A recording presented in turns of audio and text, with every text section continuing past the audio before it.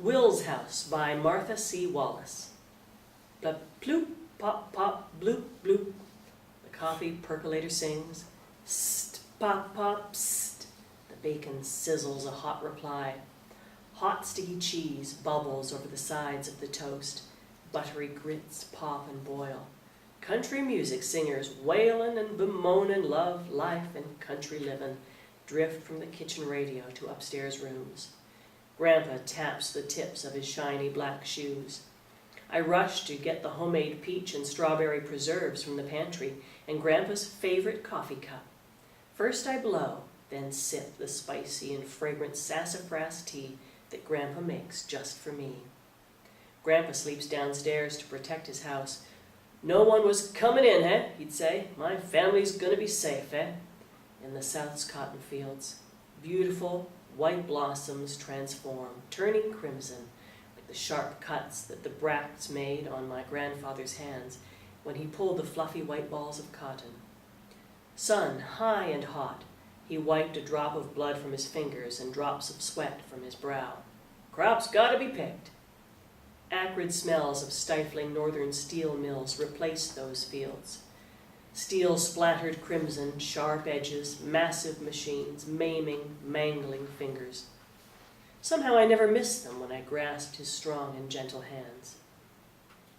I run to his room and sit in his comfy chair. Noxema, spearmint, and juicy fruit, Old Spice and Ben Gay live in the air, envelop me like the crocheted throw on the back of the chair. I smear the silvery white Noxema on my cheeks and over my whole face. I smell and look just like Grandpa, reflecting his warm caramel-colored eyes and smooth pecan tan cheeks. His mammoth circular mirror reflects his life, me, his farmer's almanac, worn Bible near his alarm clock. His footlocker at the foot of his bed holds his perfectly lined shoes, his shoe polish kit, and an old checkerboard. I tear out of the back door, jumping down the steps, to help Grandpa in his garden. It isn't a chore, but a treat. Grandpa is out back, making sure his transistor radio is loud enough to hear his Cleveland Indian baseball game. I step past perfectly round cabbages and collards, tall and deep green, in the backyard near the pear tree.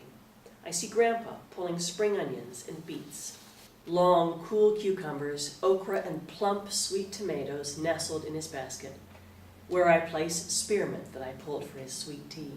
Quietly, expertly, coaxing the earth to yield to his touch, he loosens dirt around the plant roots, and I sprinkle them with water from my tin pail. Regal morning glories boldly scale up the side of the garage, spilling over the black fence into the neighbor's yard. Marigolds jiggle their bright golden heads in between herbs, thyme, red clover, chives, garlic, and a bush of rosemary. Wherever there is dirt, Grandpa plants something good. A patch of strawberry lines edge the thin path along the driveway, and suddenly we are in the front yard. Plastic ducks border the stairs up to the front porch, filled with scarlet geraniums, black-eyed Susans, and burgundy sun coleus. Fragrant honeysuckle vines intertwine with the fruit, heavy, sweet Concord grapevines. I appear from the cool, shady side of the house, scratching around my mouth, embarrassed through the grapevines. Grandpa laughs, seeing purple blotches of Concord on my fingers and face. The radio sputters and crackles the national anthem. We put the tools in the garage and head for the large green porch swing. The game has started. He looks off into the sky. I suppose he's watching the game in his mind's eye. Crack of a hit from an Indian's bat. My arm around his neck. His face crinkles into a loving smile. He takes his white handkerchief and holds it under the water spigot, wiping the sweet purple tint off. My sun-bronzed face. We sit on the swing, and he pulls his pearl-handled pocket knife out and very carefully cuts a piece of sugar cane and shares its sweetness with me. In memory of my grandpa, Willie Thomas, Jr.